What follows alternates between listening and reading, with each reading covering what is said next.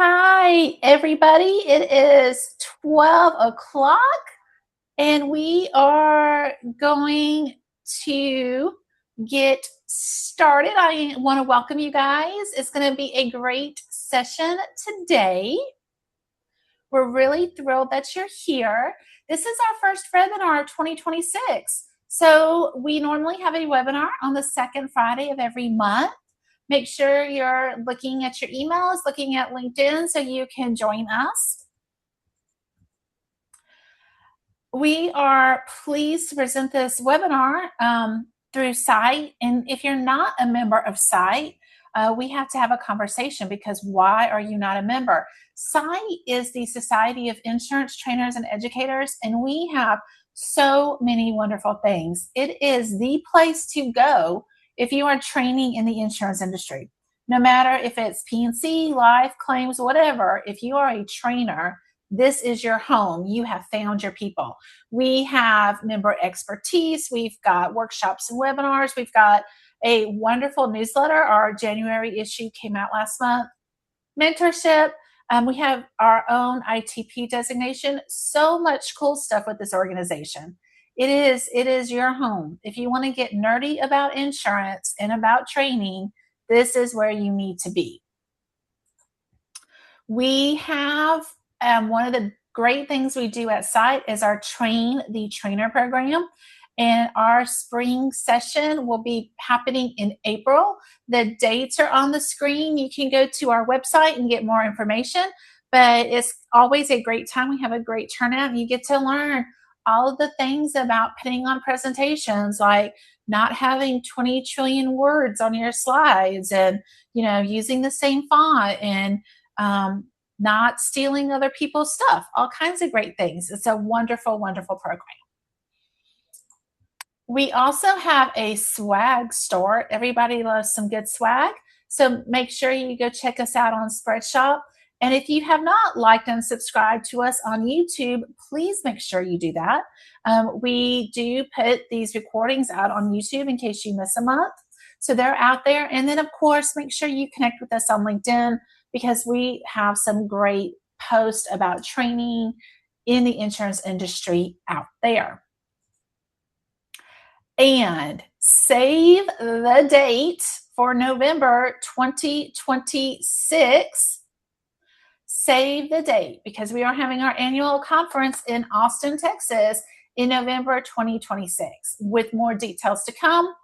And if you haven't seen, if you are a member of SITE and you want to get more involved, we are looking for some board members and other volunteer activities, committee persons. So scan that QR code and let us know if you want to help. Today, we are really excited. We're going to have Skills First, Human Sustaining, Building Durable Insurance Skills for Remote and Hybrid Teams. My friends, the amazing Gin Brockwell and Patrick, are teaching today. They're presenting. Jin's been in the industry for several years. She started out as an adjuster and then an agency owner, and now she's with the institutes, and she loves what she's doing there. Patrick is, first of all, he's the immediate past president of SITE, so I really should get my ducks in a row here.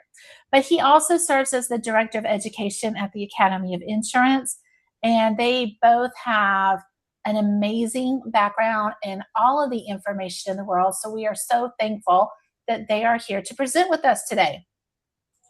With that, Patrick, I will turn it over to you. All right. Thank you, Ruthie. The one thing I want to say before Gin begins to wax eloquent is that the best thing about introductions is that they make you sound great. So much better than what I mean. We know all the Man. things, Patrick. Did you We know catch all the that? things. That's what I keep telling people. I know stuff and things. Yes. So without any further ado and or craziness, well, okay, maybe a lot of craziness. Gin, tag, you're it. Welcome, everyone. I cannot tell you how wonderful it is to be back and to see your faces in the Brady Bunch squares. You know me. I'm Gin Brockwell. I'm here with my friend and amazing counterpart, Patrick Wraight. And today we're talking about what it feels like to train in insurance right now. Like we're trying to change a tire and the car might still be moving. And here's the acceleration factor. Remote and hybrid aren't a side story anymore. It's not a temporary fix to something. Recent labor data, just seeing if you're paying attention, shows that telework continues to be a meaningful, sustained part of how people work. In other words, it didn't just snap back to pre-2020 levels. So our goal today is practical. We'll give you a durable skills framework that you can apply to remote and hybrid teams without building a bureaucracy the size of a nation, because you and I both know that's the danger. So next slide, please. I'll try to get more subtle about that, Patrick. How about if I don't skip one? So if it feels like the pace of change is outrunning your training calendar, you're not imagining it, you're not crazy. Well, we'll skip that one, but you're certainly not alone. Systems change, customer expectations change, regulations shift, and training is still expected to keep everyone aligned, compliant, consistent, performing. The list of verbs goes on and on. So now layer on how work is actually happening. In early 2024, BLS reported a meaningful share of workers teleworked at least part-time, and the trend remained strong in 2024. And from my own personal experience, I don't think it reduced any in 2025. Pew Research found that about a third of workers whose jobs can be done remotely work from home all the time, and many others are still hybrid. I mean, I'm standing here barefooted and I'm kind of loving it.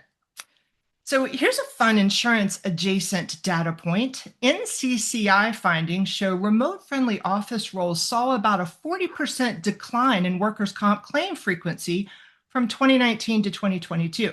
I'm sure you're not shocked, but that's because the work environment truly changed.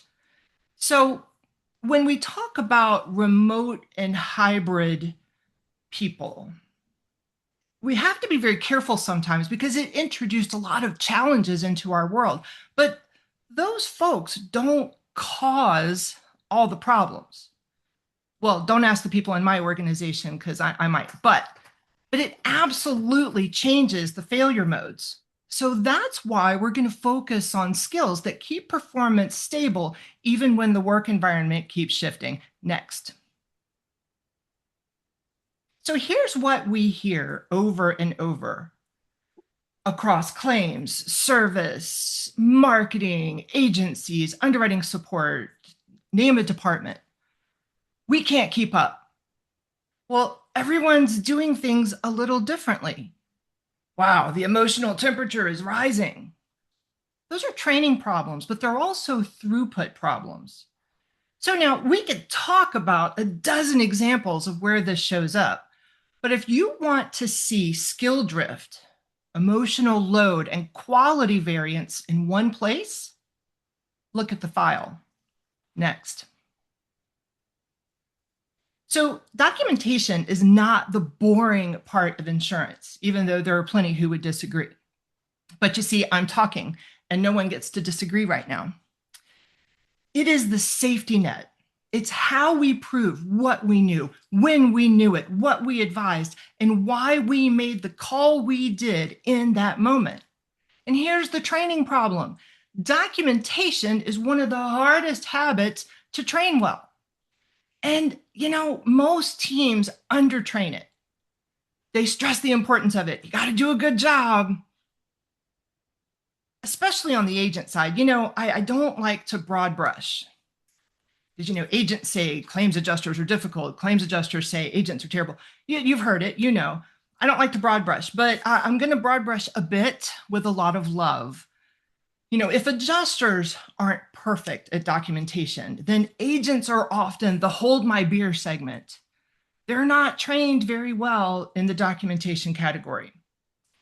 So let's look at why documentation slips. 4 common traps, super quick. First is lack of objectivity. I mean, notes turn into feelings, or possibly feelings turn into notes. That guy was a jerk. Yeah. So in the file, you want observable facts. What was said, what was asked, what you explained, what the customer decided. I mean, you could explain why the customer was a jerk and let someone else draw from the inferences. Then there's bad acronyms and shorthand. Your brain understands it today. Nobody understands it later. I'll give you an example. When I was in claims, I used to abbreviate insured as INSD. When I came into my mom's agency, when I bought the agency, everything said P/H. Looking around like P/H, what the hell? P/policyholder, right? It didn't take me but so long. But everybody kind of needs to be on the same page with the abbreviations, right? And especially if somebody inherits the file, you've done it. I don't know if you're a trainer, an adjuster, an agent, it doesn't matter. Anytime you inherit a file and you look at it, there's always an element of Sanskrit. Then there's optimism bias. I suffer from this greatly. I am the world's most optimistic optimist. I'll remember that later. No, you won't. You may not remember this 10 minutes from now. And even if you do remember later, that brings us to number 4, and that's the credibility gap. If it isn't in the file, remembering it later is not credible. In audits, disputes, E&O problems, none of it. Memory is not evidence, and it's not reliable. So when remote work is involved, it becomes even more critical. The file becomes the team's shared memory. And looking at some files, that's truly frightening. If it isn't documented, it never happened. Documentation helps also with recall-friendly client details. Somebody walks through the door, you bring up that customer relationship management system, and you're like, oh yeah, how's so-and-so doing? It helps retention a lot more than a lot of people give it credit. It fills knowledge gaps during absences, vacations, sick time, turnover, you name it, and it lets peers back each other up during workload problems, which, by the way, the whole insurance industry is dealing with workload problems. It makes sense, but you see, documentation feels like a small task, a minor task, something that's not that important, and I'll do it later. But legally, documentation is everything. It's everything. So if you want a simple training mantra that sticks, write it like future you is tired and like somebody else might read it. So most organizations don't have a documentation problem. They have a documentation training problem. But instead of chasing symptoms, let's look at the stabilizing skills underneath. Next, please. So if the file is where the cracks show up, here's what's actually causing the cracks. 3 failure modes show up again and again and again in remote and hybrid insurance teams. First is skill drift. When people aren't co-located, when people aren't physically together, they don't overhear each other. They don't get informal correction. So judgment starts to drift pretty quietly in whatever direction it drifts. Then there's quality variance. You have 2 people that handle the same scenario differently. I mean, we're all different. One escalates everything, one escalates nothing. And documentation tone varies. You got that guy as a jerk over here, and you've got that guy came in at 2:13 p.m. and seemed rather agitated and said this, and I said this, and life is good. Rationale varies. That inconsistency itself creates risk. Then there's emotional load, back-to-back interactions, constant cues, that stressful idea that you don't know the things you're supposed to know. And gosh, did I tell that guy the right thing? Fewer natural resets. So emotional fatigue builds, and it's very sneaky about the way it builds. And we're going to talk about that later. But as it builds, judgment and documentation both suffer. So these 3 don't operate separately. They compound, they build on each other. Next, please. So we don't solve this by adding more product training, more processes, more things offered by vendors, more toys. We solve it by stabilizing the skills underneath the work. So by the end, you'll have a simple model where you can map to claims, to agents, CSRs, support teams, anywhere. Next. So when we say durable, we don't mean soft. And we don't mean perishable, like the stuff that expires every time we roll out a new process. You've been there, you know. We mean skills that survive change. Durable skills are different from process knowledge because, processes change, systems change, regulations change, scripts change, even job titles change. Durable skills are the abilities that still matter after the update. There's 3 characteristics. First, they're role portable. They transfer across roles. Makes sense. Risk reasoning works in claims, underwriting, agency service, compliance. These roles are tech resilient. When the platform changes, the skill still applies. De-escalation doesn't expire because the CRM got redesigned. Although I will say there is some stress that goes with that too. I'll acknowledge that. And then third, observable under pressure. You can see them in action when things get messy. Documentation quality shows up when someone is overloaded. Judgment shows up when a case is ambiguous, when multiple things are going on. That's what makes them durable. They're the performance stabilizers when everything else is moving, exploding, running out the door, lined up in Disney queues in your office. And in our world, the insurance industry, that stability has a very specific goal. Next, please. This slide is at the very heart of it. Durable skills help you do both, protect the relationship and protect the file. Because, we're often at a tension. You feel that tension. And a lot of people talk about this tension of kind of serving 2 masters, sometimes being pulled between the client and the company. And durable skills help you do both, help you manage, tap dance on that line. Because in insurance, we're not only trying to help the customer, we're also trying to protect the organization and the insured with clean, defensible legal work. Now, coverage confusion, we've all seen a lot of that, plus emotional escalation is exactly where the mistakes happen. Clarity plus boundaries is where stability lives. Next. So risk reasoning, I mentioned it before. This is the ability to make sound decisions under ambiguity, knowing when to escalate, when to hold, and how to document the why. This skill prevents both overreaction, although I'm really good at that, I'm not going to lie. It prevents both overreaction and underreaction, especially in remote environments where you can't just swivel your chair and ask someone. Next. Ring, ring. Hello? Mr. Jones. Oh, hi. I'm just calling to see if someone called you and fixed your problem. Oh, yes, absolutely. I opened 3 internal tickets. I escalated 1. I CC'd underwriting. I might have looped in compliance just in case. And I sent something to my boss in case she knows somebody. Well, yes, sir. Yes, sir. Oh, please don't yell. Please don't yell. Yes, I understand. Your house is full of water. Wife is swimming. Yes, sir. Yeah. That is over-escalation. Lots of activity, very little resolution. Ring, ring. This is Gin Brockwell. How can I help you? Oh, hi. Water in the house.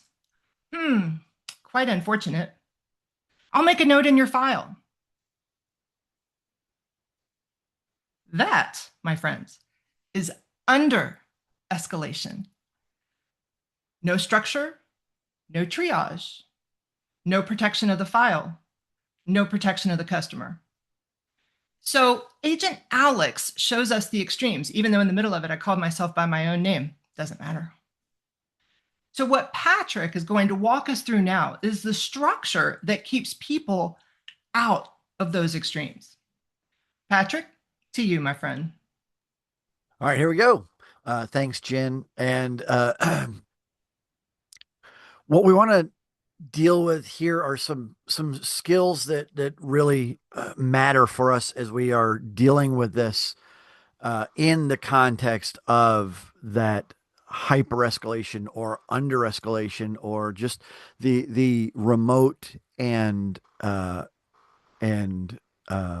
hybrid work environment that we're all living in right now. Just out of curiosity to satisfy my own need to know, throw it in the chat. Um, Let me know. Is there anybody here working in the office right now? Or are we all working remotely? Are we all like Greg in our beautiful home office, where there's all the things we like? I thought you were in a coffee shop, Craig. I'm gonna be honest with you. Remotely 5 days a week, remote 4 days, one. I'm seeing a lot more of those 4 days at home, one in the office, or three at home, two in the office. Mike's remote 54 days a week. Absolutely. For those of us who have not had an evolution in our working world where we're uh, not retired but not working for somebody else anymore, uh, the fact of it is that we deal with this remote piece and we deal with this piece. And so what we want to talk about here are these skills that all of us need. And I feel like sometimes the term soft skills gets a bad rap. But I mean, I don't think it's a terrible thing. Maybe you like people skills or general skills or just skilly skills, whatever it is you like to whatever it is you like to call it. These are skills that we need to have, build, and keep up as we are either working in our remote environment or in the office or at the coffee shop or whatever it is. Because to be honest, if we're in the office, we've all had that day when we did not want to be around surrounded by all those people. And when we were working remotely, we've all had that day when, man, I just wish there was a break room to go to sit around and talk shop with somebody without having to, my cat look at me like I'm crazy or my wife go, we've had this conversation. Go back to your office. We all have these days where we need it. So what are the skills we're talking about? Talking about you can see these skills here. We'll talk more deeply about them, but the fact of it is that we live in a place where judgment, communication, and documentation are all very critical for the things that we do and for the work that we have and this whole insurance piece, even though most of us are in some way in a training environment, because after all, we're training people who are going to be doing the things, going to be answering the phone calls for the people that are in the midst of a bad day, or answering the calls for underwriters answering agent calls when the agent's having a terrible day, or they need something right now. We're all dealing with different layers of people in different ways. So I want to talk about judgment under ambiguity. All right. Fingers ready. Chat time again. I know. Has anybody ever had that boss whose idea of detailed guidance is call me if you need me? Or if there's an emergency, you've got my number, and that's their idea of being available and helpful to you. I mean, I don't know about anybody else, but if my boss says call me if there's an emergency, that means I'm not calling unless the house is burning down. I'm not calling unless it has gotten so bad that no longer can handle it, and I've probably waited a day too long, kind of a thing. When it comes to ambiguity, learning learning the proper triage and escalation, learning these this environment that we're in. Why didn't you call me sooner? Yeah, I didn't. Right, and to me, it's that I well, I didn't know that I should have called you yet. And in the way I look at the world, again, if my boss says to me, "Call me if there's an emergency," it's got to be a real emergency. I've got to have gotten myself in so much trouble.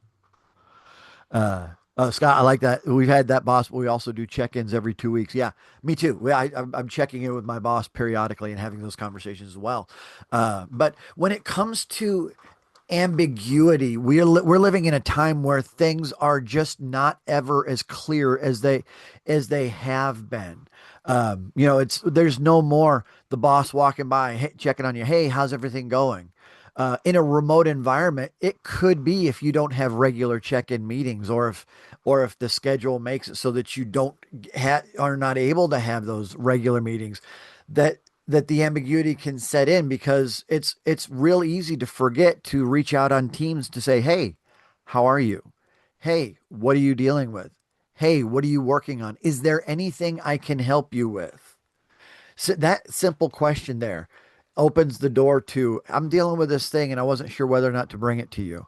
Uh, again, and dealing with thinking about it from an underwriting standpoint, underwriters, they have their underwriting authority, they have their guidelines that they deal with, but sometimes things are not quite as black and white, are not quite as solid, and sometimes when you get into the squishy bits of these kinds of cases, the judgment gets a little off because of maybe not having the practice, not having someone to lean on, not having someone more senior that I can call instead of calling my boss right away.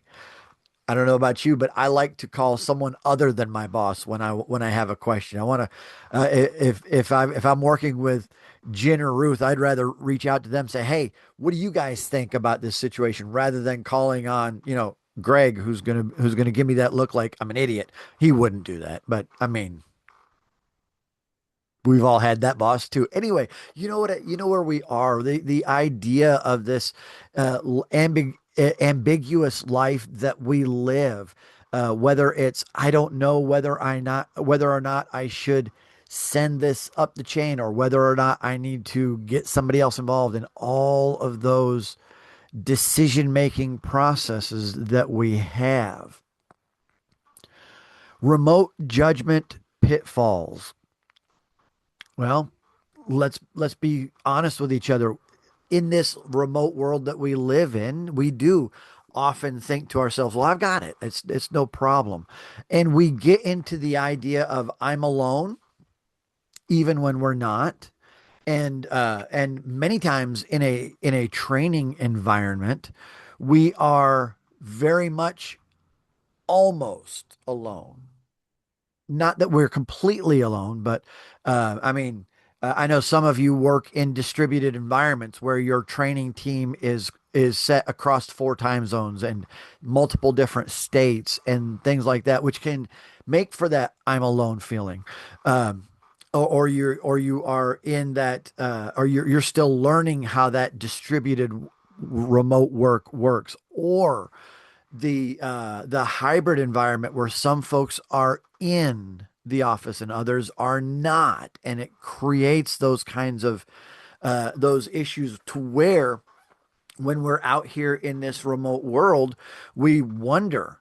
And by the way, as we are wondering, it begins to create the additional stress that we have in our life, doesn't it? Doesn't that create difficulty? How many of us have gone into meetings and in our mind said, "They want me to be on camera, but for the life of me, I'd rather just not."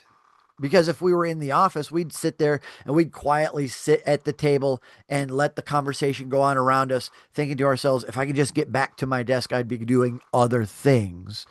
But the fact of it is that just we need this additional support, and sometimes it doesn't feel like it's really there. I'm loving the conversation in the chat. Hybrid meetings can be tough.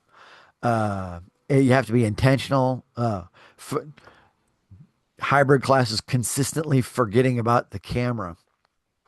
I have done I have done classes where I've been the only one on camera, and where the option was to be on camera. And I don't know what's worse when you've got the option where you've got people who are on camera and you're not sure if they're really into it, if you're not sure if they're really engaged, or you can tell that they're obviously looking at screen number two, and you know in your mind that I don't know, maybe this is just me, but to me, whenever somebody feels like they've pulled away, I figure they're on Teams on their other screen going, oh, if this class would just be over early, I would be so happy right now. Uh, this instructor, please, if he calls in the chat again one more time. Oh, maybe that's just the way I look at the world and see things, but I sometimes I don't. Right. Yeah. When teaching CE classes, they got to be on camera. Otherwise, how do you know they're getting it right? Oh, when it comes to communication, and we had Jen. I love it with the self role play back and forth for Jen. That was like you're listening to one half of the phone conversation. But Greg. But as we're talking about communication, how easy is it today to forget that the email that you're sending to an insured is not sending a Teams message to your boss, right? Or the type of communication. I've got a team member that works for me, reports to me, and after about 6 months of working together, I had sent him a message on Teams, and he'd sent me something. It didn't really require an in-depth uh, dissertation back to him, but I sent him back K, enter. He immediately called me and said, "What's wrong? What have I done?" I said, "What do you mean?" "Well, when you respond K, I feel like you're upset with me." I didn't know. And the fact of it is that when we're communicating with our customers, our clients, the insureds, if our customer is the agent or whoever the customer is, they need more than a half a sentence.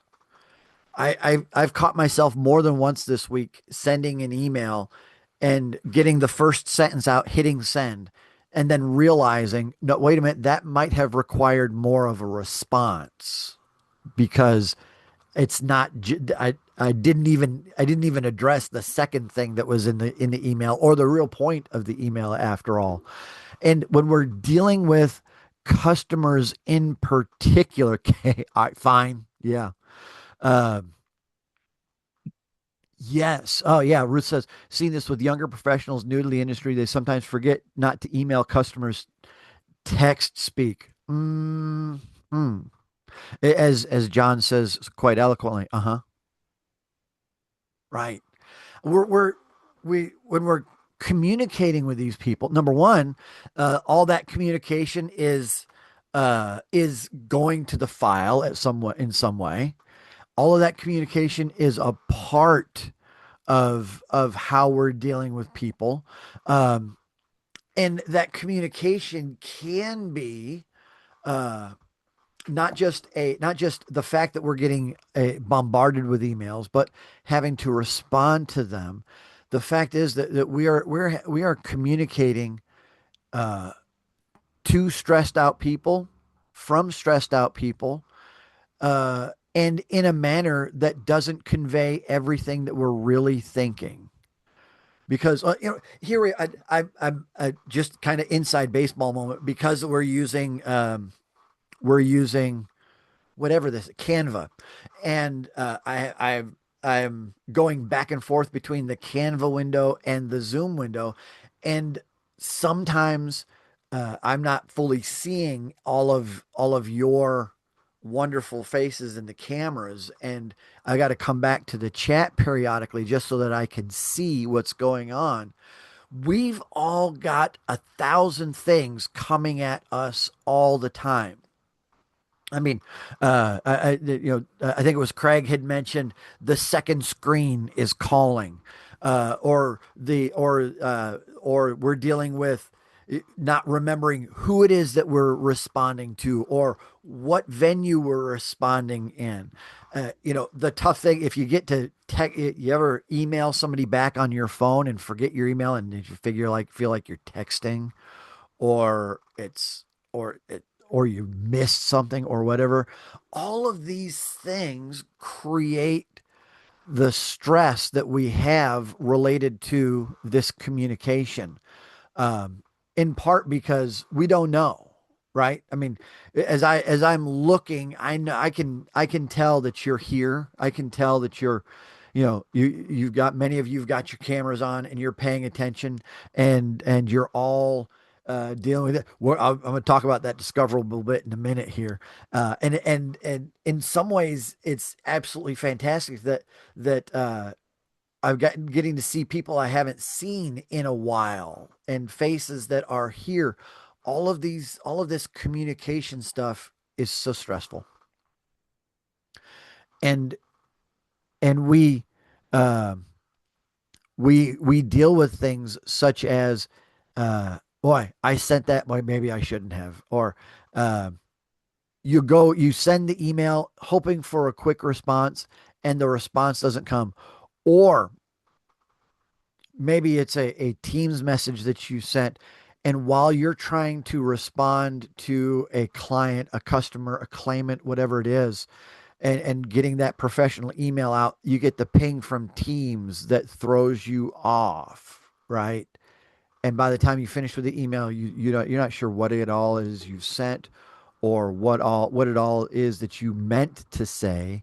And these things lead to trouble, and we're going to get to this here in just a moment, but talking about burnout. Um, and speaking of discoverable, and Jen mentioning reading notes to a jury before evidence quality work, do we not forget that all of the communication that we send could someday come back to us in a nice little note from somebody with an Esquire or a JD after their name that says, "Hey, friend Patrick, I need to see every piece of communication." And this is not a request. This is a court order. This is discoverable. This is all the stuff. The thing that keeps coming back to my mind is something that I have talked about in insurance circles for it feels like 20 years. But whatever you write down, whatever ends up communication wise at this point in our lives, whether it's text, Teams, or email, or a phone transcript, it all could be something you may have to explain in front of a judge, in front of a camera, or your grandmother. And I don't want to have to explain anything I've said to any of those people, because it needs to be that kind of clarity, right?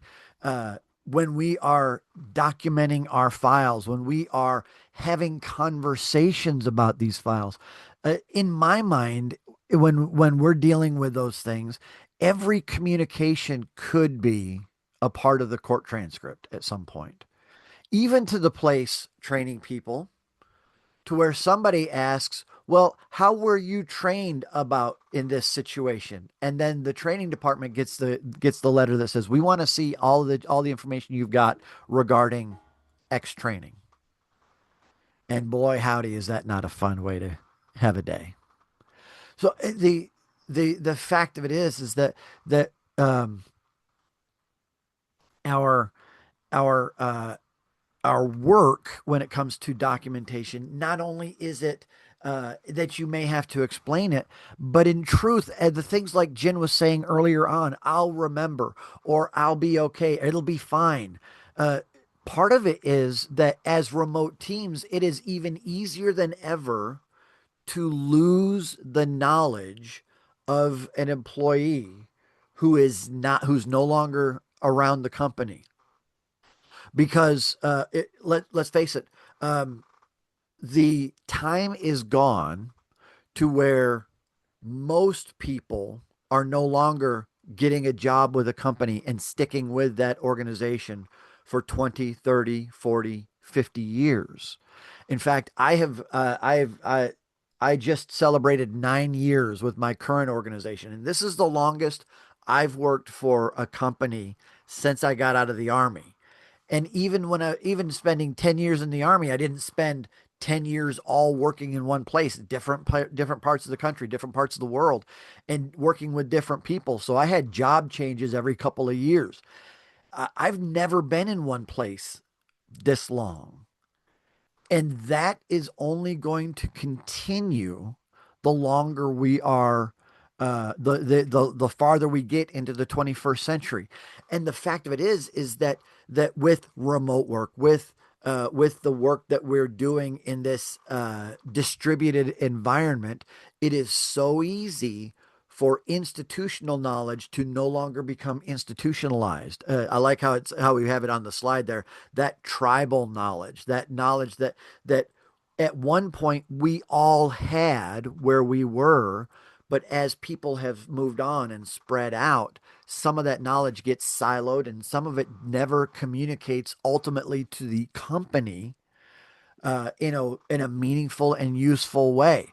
How many of us, if we left our current company, how many of us would have to really sit down and download from ourselves and our filing system in the dri in the on the laptop or in the cloud drive, would need to download all the stuff that we know about what we do with our company so that they could have somebody who figures out what's going on. That's totally fair. Yeah, John, we all speak different languages in different tribes, and in different organizations. There's different languages. Jen would I think not be, would be okay with me saying this. She's gone. She's been with the institutes now right about a year, I think, Mhm. and being an insurance training and teaching person working in a for yourself mode is a way different language and a way different way of doing things than for an organization, even an organization like the institutes or what have you. I mean, it's just that way, and there was a significant download period, if you will, to get that right. And over time that's got to be a significant upload period back to the entity. And so that knowledge that we all have that can disappear relatively easily when we move on.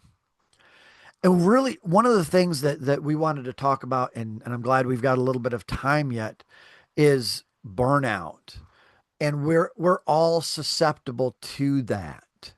Let me ask you this: people who work remotely, whether you go to the office or not, do you ever have a day where you feel completely disconnected from everybody else that you work with? Anybody here besides me feel like a disconnect in the entity that you're working with? I'll even, if you wanted to come off a mute and say something wise and witty, or we'll take just witty.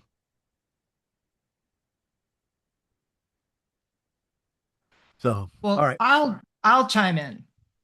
Before I went to work at the institutes, I was a contract worker, self-employed, if you will, for AD Banker and also for different Allstate agents babysitting their offices to kind of augment my income.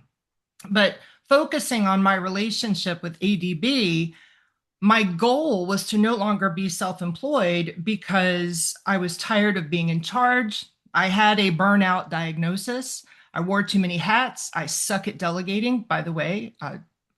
I now like being the doer and being delegated to. But when I went to AD Banker, they kind of treated me as a satellite of their little planet. I found out they were sold to private equity on LinkedIn. So I just as isolated as I was being self-employed, which is why I looked for other opportunities because I absolutely love them. But I'm still remote because my employer's in Philadelphia and I'm in Orlando, Florida. But now I'm included every day on Teams and I have conversations every day and there's all sorts of video meetings. And coming into this corporate environment, I've learned I have to control my face. Yee. Um, I've been fussed at over Teams a couple of times. Uh, and I have to say that this inclusion, this being part of something bigger than myself was something that I didn't realize I needed until I had been a contractor for about 3 years. And I was like, I'm isolated. I have no work family. Now I have a lot.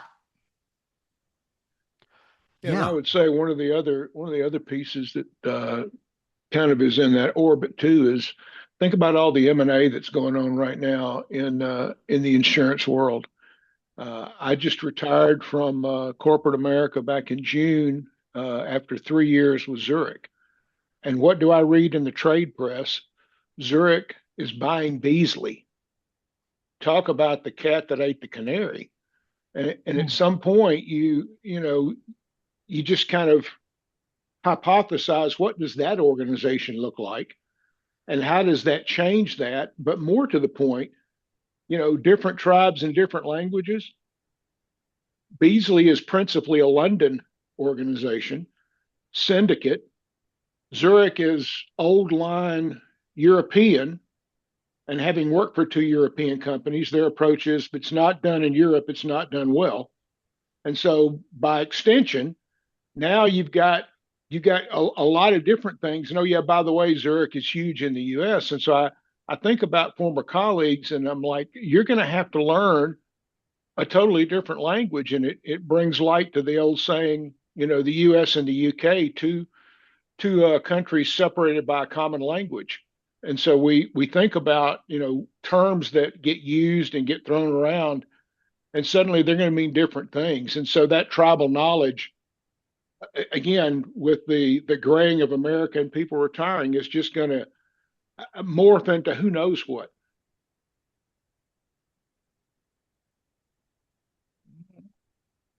Yeah. Yeah. Yeah. Those are absolutely fantastic comments. And, yep.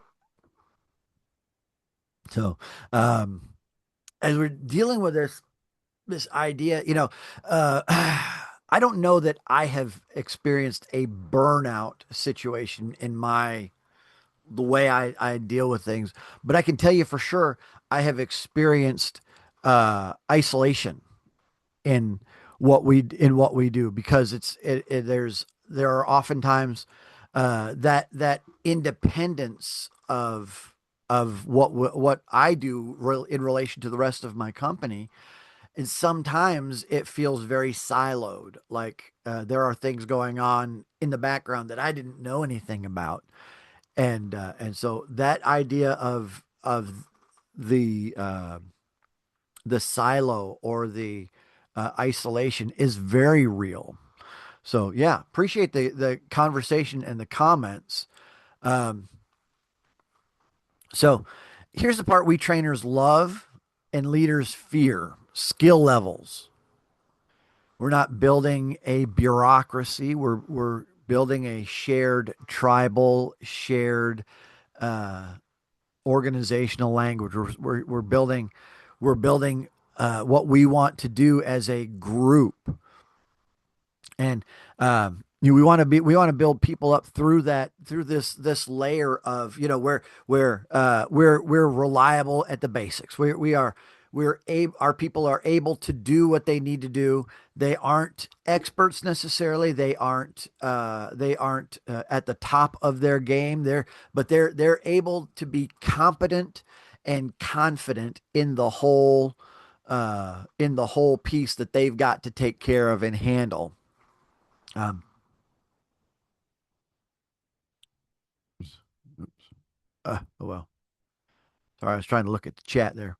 Um, and then we get them to the adaptive, or like skills lattices. That's an interesting framework whereby things are interconnected. That's how I feel you mean that, Mike. Let me know if that's what you're talking about. Um, as we're getting to the layer of being reliable at the basics and able to handle the things that we're doing, we get to that adaptive layer to where we are able to get beyond the basics and get to understand. We have an understanding so that we can grow and see things we haven't seen before and do things we haven't done before and do it with confidence and competence.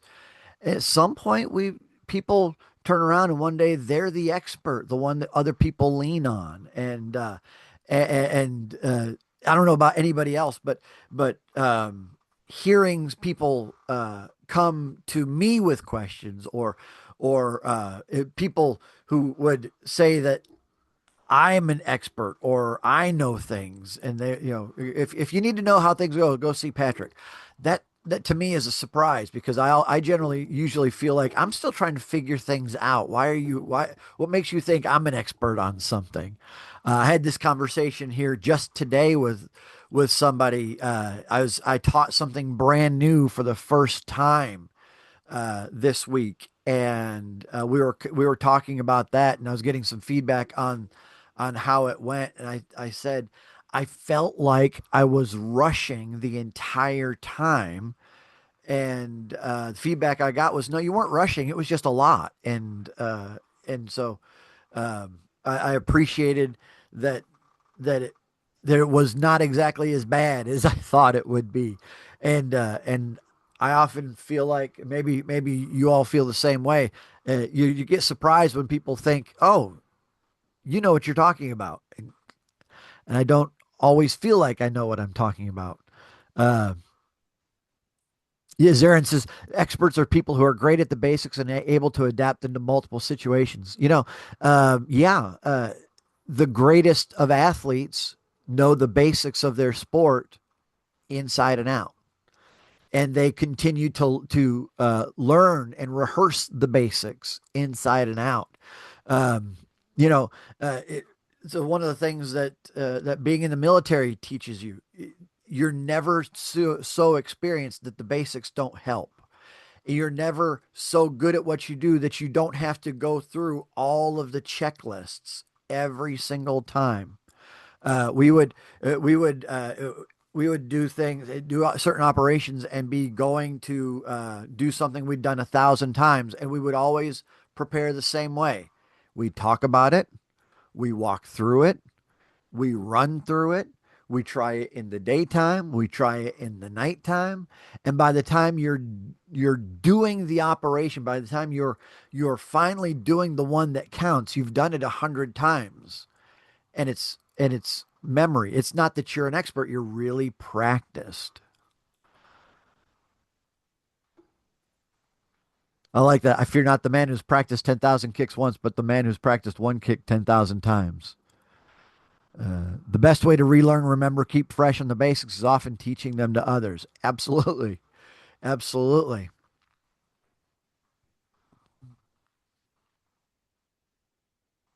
We're coming in near the end. I'm trying to figure out where it is I really want to go to here.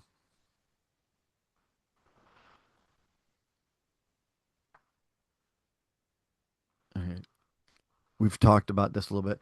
Um, Let me just, when it comes to reskilling, we talk about getting some baseline, getting some definition, getting some easy key skills, establishing the basic rubrics, micro scenarios and comparisons.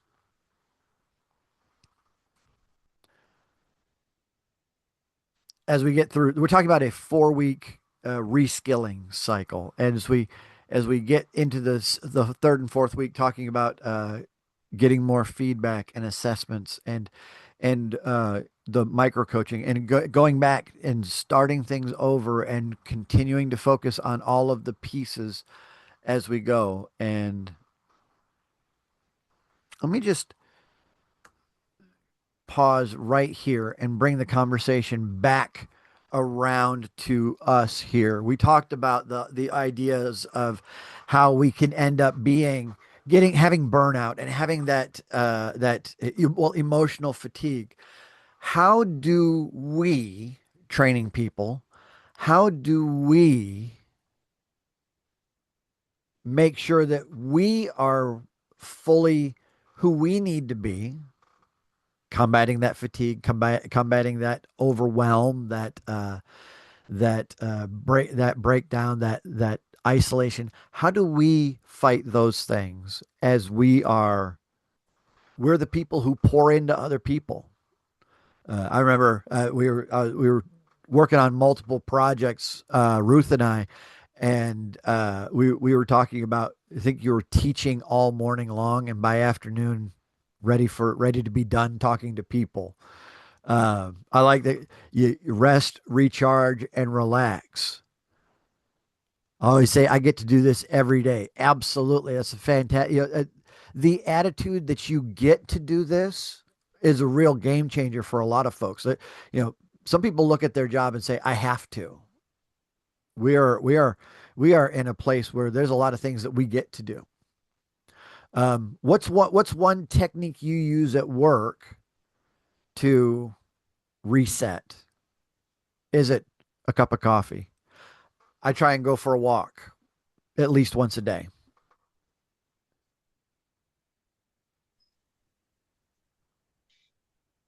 Ruth, oh, making sure you take the lunch break, stepping away from the desk. Is there anybody here when you work remotely, you do not have a dedicated workspace? Is there anybody who uses another space as their workspace? Maybe it's the kitchen table or I like the gratitude journal. As a matter of fact, I got one over here. Um, absolutely. Is there anybody here that uh, has a workspace in a bedroom?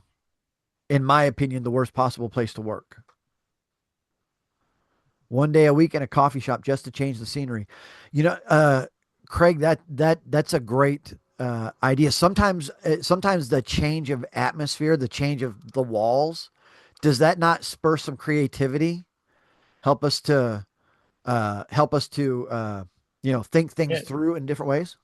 And I have people working around me. There's a lot of people working on different things. It just kind of some energy, like you go to a race and you feel the energy of the people dragging you towards the finish line. And kind of a good way to finish the week. And that's why I'm here on a Friday morning. Yeah, absolutely. Okay. Okay. Jennifer says used to have a desk area in a bedroom nook, remodeled another room.